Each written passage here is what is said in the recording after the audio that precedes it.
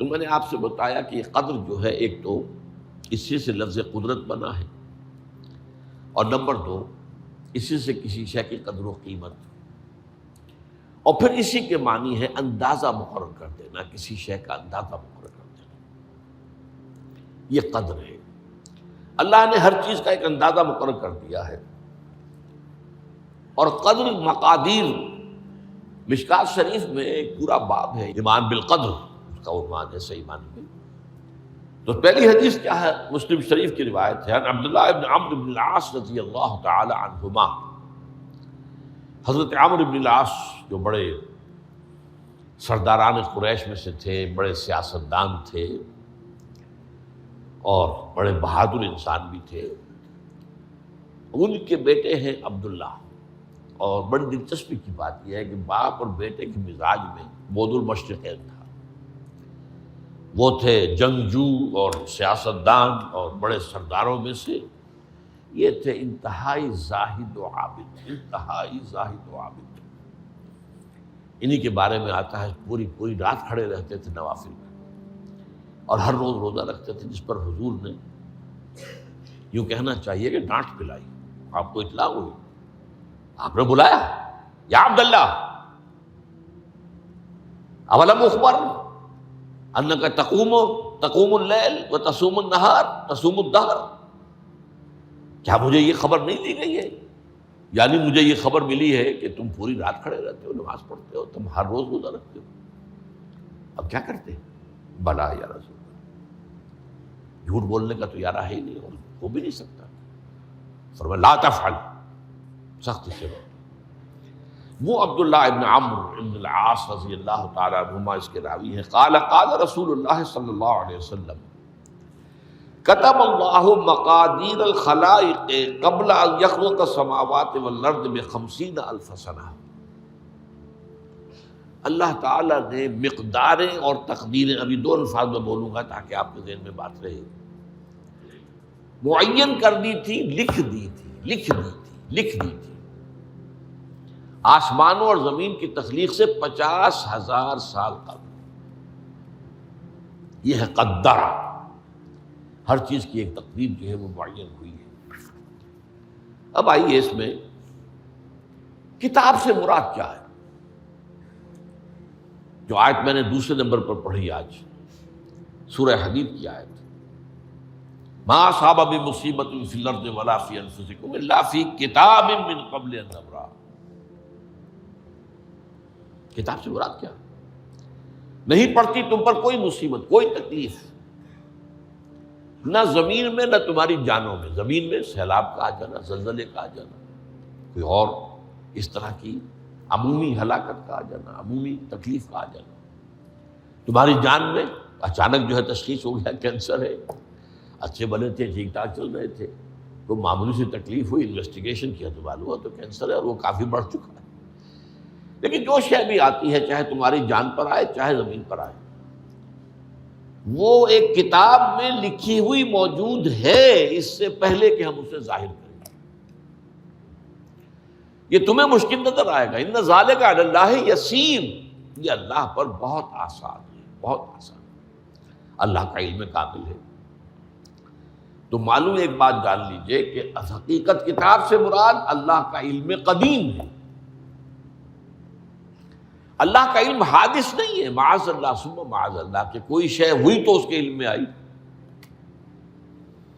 یہ ہمارے ہاں بعض گمراہ فرقوں کا عقیدہ ہے، اسے بدع کہتے ہیں، کہ اللہ کے علم میں بدع بھی ہے، یعنی کسی واقعے کے ظہور کے بعد اس پر کسی شے کا منکشف ہونا، معاذ اللہ ثم معاذ اللہ۔ یہ شان خداوندی سے بہت بڑی ہے۔ وہ تو عالم ما کان و ما یکون ہے، جو بھی کچھ تھا اور رہا ہے آج تک ہمیشہ سے ہے، اور جو بھی کچھ ہوگا وہ سب اس کے علم میں آنے واحد میں موجود ہے۔ آنے واحد، یہ آنے واحد کے لفظ کو اچھی طرح سمجھ لیجیے۔ مجھے سب سے پہلے تجربہ ہوا تھا، یہ سن میرا خیال ہے کہ 67-68 کی بات ہے، میں نے پہلا ہفائی سفر کیا تھا لاہور سے کراچی۔ اس وقت فوکر چلتا تھا، فوکر فرینڈشپ، چھوٹا جہاز چڑیا والا، اور کرایہ 90 روپے تھا نائٹ کوچ کا۔ آپ تصور کیجیے. تو میں چونکہ مجھے جغرافی سے دلچسپی ہے اور فوکر زیادہ اونچا نہیں ہوتا، تو میں دیکھتا جا رہا تھا کھڑکی سے، اس وقت ہم کہاں پہنچ گئے، اب کہاں پہنچ گئے. اب جو روشنیاں نظر آ رہی ہیں کس شہر کی ہیں؟ یہ اکاڑے کی آ گئی، یہ ساہیوال کی آ گئی، یہ آگے اور آگے آئی. ایک دم میں نے دیکھا کہ 3 شہروں کی روشنیاں بیک وقت دیکھ رہا ہوں. لودھرا، بہاولپور، سماسٹا. مجھے خیال آیا کہ جب میں ٹرین سے سفر کرتا ہوں، کراچی جاتا ہوں، تو لودھرا پہنچتا ہوں تو میں سمجھتا ہوں کہ ابھی بہاولپور آدھا گھنٹے بعد آئے گا. وہ مستقبل کی شے ہے میرے لیے. بہاولپور پہنچتا ہوں تو لودھرا میرے لیے ماضی کی بات بن جاتی ہے. آدھے گھنٹے پہلے لودھرا آیا تھا، اور آدھے گھنٹے کے بعد جو ہے سماسٹا آئے گا. وہ میرے لیے مستقبل بن گیا، لودھرا ماضی بن گیا. لیکن اس بلندی پر میں بیک وقت دیکھ رہا ہوں لودھرا کو بھی اور بہاولپور کو بھی اور سماسٹا. یہ معاملہ جو ہے اس کو 1 ملین بلین سے ضرب دے لیجئے. اللہ تعالیٰ اس بلند مقام سے دیکھ رہا ہے جہاں اس کے مشاہدے میں، اس کے علم میں ماضی اور مستقبل کا کوئی سوال ہی نہیں. آنے واحد، آنے واحد، آنے واحد. تو یہ در حقیقت کتاب جسے کہا گیا قرآن مجید میں بار بار بہت جگہوں پر آیا. تو یہ کتاب جو ہے در حقیقت اللہ تعالیٰ کا علم قدیم، اس میں سب کچھ موجود ہے، ہمیشہ سے موجود ہے، لکھا ہوا موجود ہے، اور کوئی غلط نہیں ہو سکتا. آگے چل کر گفتگو ہوگی اصل میں بعد میں کہ تقدیر کے جو عام عقیدے میں ہم تقدیر کہتے ہیں اس کے 2 پہلو ہیں. ایک پہلو ہے ما اصاب علی الانسان، جو کچھ انسان پر آتا ہے مصیبت، جیسے ابھی آیت میں نے پڑھی ما اصاب من مصیبت فی الارض ولا فی انفسکم. ہم ہر وقت زد میں ہیں، کوئی تکلیف آ گئی، کوئی مصیبت آ گئی، کوئی بیماری آ گئی، کوئی حادثہ ہو گیا، کوئی بچہ فوت ہو گیا، کوئی عزیز جو ہے وہ فوت ہو گیا. یہ ہر وقت حوادث ہے. تو جو بھی کچھ پیش آتا ہے وہ علم خداوندی میں ہمیشہ سے تھا. یہی وجہ ہے کہ ایک اور حدیث ہے ابن الدیلمی سے، لمبی حدیث ہے وہ، لیکن اس کے اندر جو آخری ٹکڑا ہے وَتَعْلَمَ، یعنی انسان کے نجات کے لیے لازم ہے کہ یہ بات بھی تم جان لو انما اصابک لم یکن لیخطئک وانما اخطأک لم یکن لیصیبک ولو مت علی غیر ھذا. اگر تم اس کے سوا کسی صورت پر ہوگے تو جہنم میں داخل ہو جاؤ گے، دخلت النار. یہ جان لو کہ جو چیز تم پر آئی وہ آنی ہی آنی تھی. دیکھیے ہوتا کیا ہے، کاش کہ میں اگر یوں کر لیتا تو یہ نہ ہوتا. بس یہی ایمان بالقدر کے منافی ہے. جو ہوا ہے وہ اللہ تعالیٰ کے ہاں تو پہلے سے طے تھا، ہونا ہی تھا. تمہاری کوئی تدبیر، کاش کہ میں اس وقت یہ کر لیتا. یہ لو، اسی لیے ایک حدیث میں الفاظ آئے ہیں ان کلمۃ لو تفتح عمل الشیطان. اس لو سے، کاش، اس سے شیطانی عمل شروع ہو جاتا. کاش کہ یہ ہو جاتا، کاش میں یہ نہ کرتا، کاش کہ ہو جاتا. تو یہ نہیں. تعلم انما اصابک لم یکن لیخطئک. تو جان لے اس بات کو کہ جو چیز تم پر آئی ہے وہ ہرگز ٹلنے والی نہیں تھی. کوئی تدبیر تم کر لیتے، کوئی کسی وقت کوئی ہیلا کر لیتے، کوئی تم قدم اٹھا لیتے، کچھ بھی کر لیتے، وہ تو آنی ہی آنی تھی. وما انما اخطاک، جو چیز تم سے چھوٹ گئی، رہ گئی، نہیں ملی. ایک ویکنسی ایڈورٹائز ہوئی تھی، آپ نے بھی درخواست دی تھی، آپ کو نہیں ملی. اب آپ ہو کاش کہ میں نے فلاں سے سفارش کرا لی ہوتی. بس گئے. تو جو چیز چھوٹ گئی وہ چھوٹ جانی ہی تھی. اس میں قطعاً جو ہے کوئی شکل، کوئی تدبیر، کوئی سفارش، کسی طرح کا کوئی بھی ہیلا، کوئی جو ہے اس پہ کارگر نہیں ہو سکتا تھا. لم یکن لیصیبک ومت علی غیر ذالک. اگر تو اس کے سوا کسی کیفیت پر تیری موت واقع ہوئی، اگر یہ یقین نہیں ہے، یہ ہے تقدیر کا وہ مفہوم کہ جس کا تعلق ہے علی ما اصاب الانسان. جو انسان کے اوپر وارد ہو رہا ہے اس کے ضمن میں تقدیر کا مفہوم کیا ہے؟ کہ جو ہوا ہے وہ تو ہونا ہی تھا. اس میں تو کسی شک و شبے کی گنجائش نہیں، بالکل قط اللہ تعالیٰ کا فیصلہ ہے۔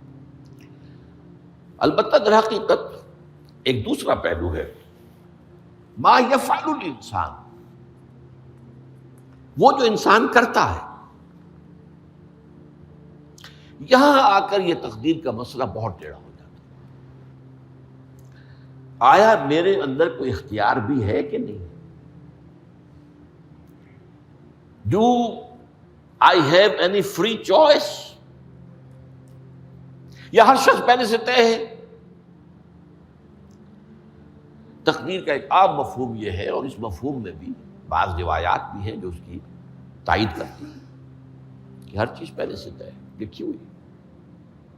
اور یہ جو حدیث ہم نے ابھی پڑھی ہے یہ گویا کہ اس کی ایک مثال ہے کہ وہ جو لکھ دیا گیا تھا، فرشتے نے لکھ دیا تھا، رحم مادر میں لکھ دیا تھا، شقی او سعید، یہ بدبخت ہے یا سعادت مند ہے۔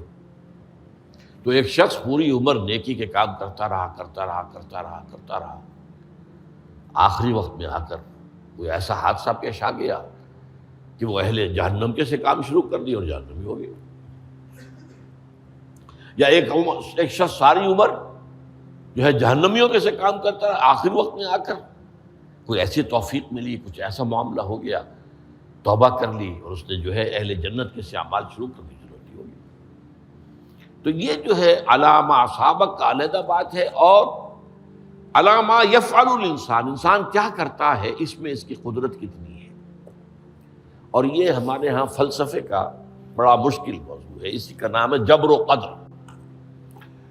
ہمارے اسلاف میں بھی کچھ لوگ ایسے ہیں متکلمین میں سے، دیکھیے ہمارے ہاں ایک وہ لوگ ہیں کہ جو اس پر قناعت کرتے ہیں کہ جو اللہ نے کہہ دیا اور رسول نے کہہ دیا، اس سے آگے ہم مین میخ نہیں نکالیں گے، وہ محفوظ راستے پر ہوتے ہیں۔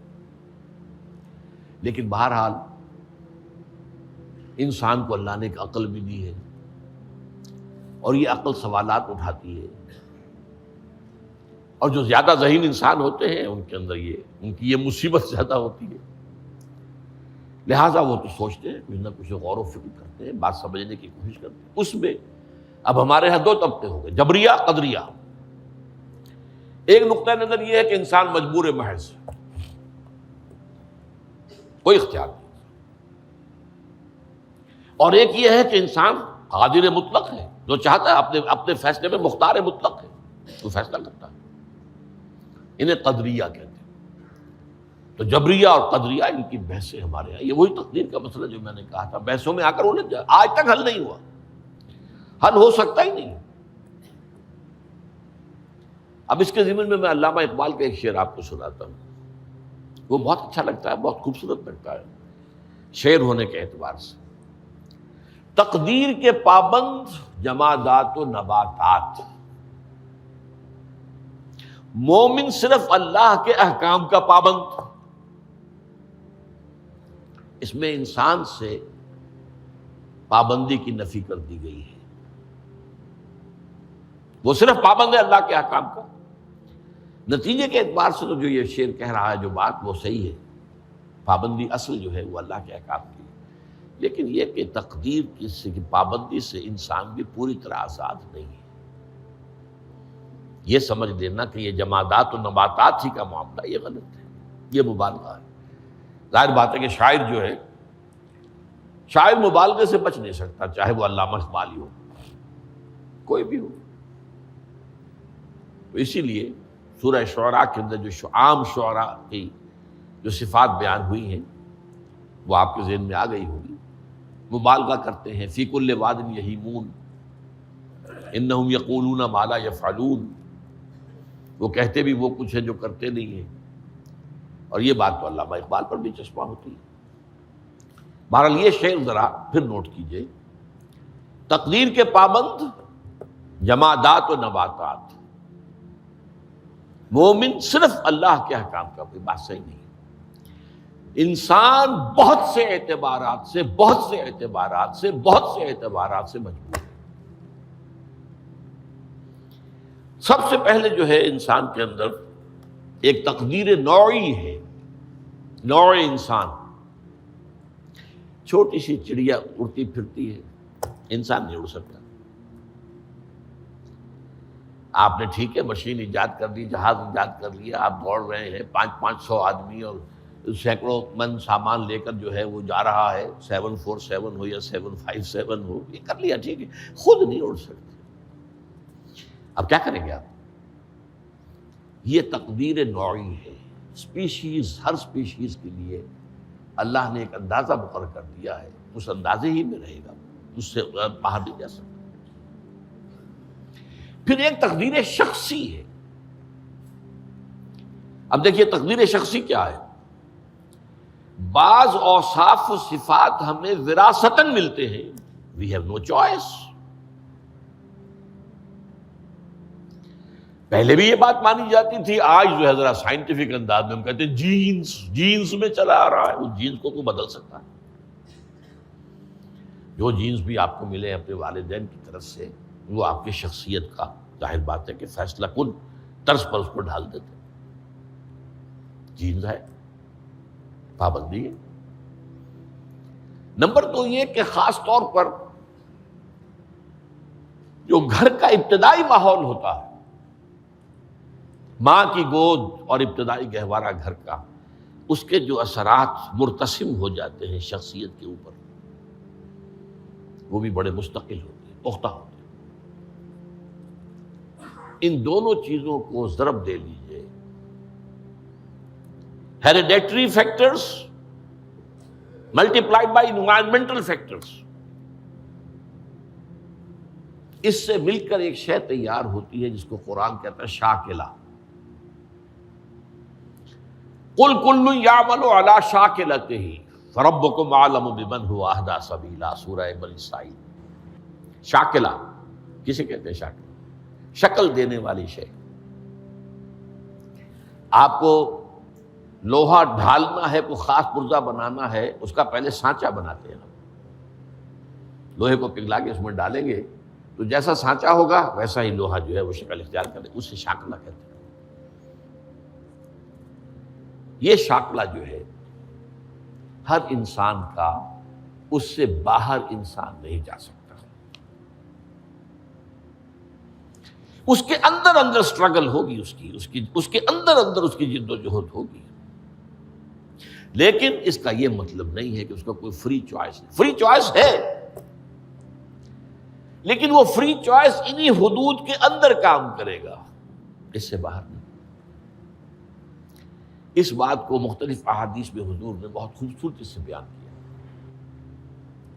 ایک حدیث بڑی اہم ہے، بڑی اہم ہے، الناس کالمعادن، انسانوں کی مثال بھی معدنیات کیسی ہے۔ اب سونے کی معدنیات میں سے سونے کی جو اور ہے، اب پتہ نہیں اردو میں مجھے معلوم نہیں اور کا ترجمہ کیا کرتے ہیں عام طور پر، لیکن جانتے ہیں اور وہ کچی دھات جس سے کو صاف کر دیتے ہیں تو پھر وہ دھات جو ہے خالص شکل میں سامنے آ جاتی ہے۔ سونے کی اور سے سونا بنے گا، چاندی کی اور سے چاندی بنے گی، سونا تو نہیں بن سکتا، جتنا چاہے صاف کر لیں، وہ اور تو مستقل ہے۔ الناس کالمعادن خیارکم فی الجاہلیت خیارکم فی الاسلام، جو تم میں جاہلیت کے دور میں، پری اسلامک دور میں جو بہترین تھے، وہی اسلام میں آ کر بہترین ہوئے۔ وہ اور سونے کی تھی، وہ صاف ہو گئی ہے، اور سونا جو ہے وہ نکھر کر خالص سونا بن کر آ گیا ہے، اسلام نے صاف کر دیا۔ وہ چاندی کی اور تھی، اسلام نے اس کو صاف کر دیا ہے، وہ نکھر کر چمکتا ہوا جو ہے وہ چاندی بن گئی۔ لیکن یہ کہ اذا فقہوا، البتہ پھر اس میں ایک اضافہ کیا حضور نے، جبکہ ان کے اندر دین کا فہم داخل ہو جائے تو یہ کہ جو بہترین پہلے تھے وہی بہترین اب ہوں گے۔ اسلام لانے سے پہلے بھی بہترین ابو بکر تھے، اسلام لانے کے بعد بھی بہترین ابو بکر۔ حضور پر وحی سے پہلے بھی بہترین خاتون خدیجۃ الکبریٰ تھی، ایمان لانے کے بعد بھی بہترین خاتون خدیجۃ الکبریٰ۔ اور دوسری حدیث سنیے، عن ابی الدرداء رضی اللہ تعالی عنہ قال بینما نحن عند رسول اللہ صلی اللہ علیہ وسلم، اسی حال میں کہ ہم ایک روز ہم حضور کے پاس تھے، نتناکرون ما یکون، اور ہم ذرا سوچ رہے تھے کیا کیا کچھ پیش آنے والا ہے دنیا میں۔ اذ قال رسول اللہ صلی اللہ علیہ وسلم، جبکہ حضور نے ہم سے ایک بات کہی، بڑی غور سے سنیے، اذا سمعتم بجبل ان زال عن مکانہ فصدقوہ، اگر تم یہ سنو کہ کوئی پہاڑ اپنی جگہ سے ٹل گیا تو مان لینا۔ وَإِذَا سَمِعْتُم بِرَجُلٍ تَغَيَّرَ عَنْ خَلْقِهِ فَلَا تُصَدِّقُوهُ، اور اگر تم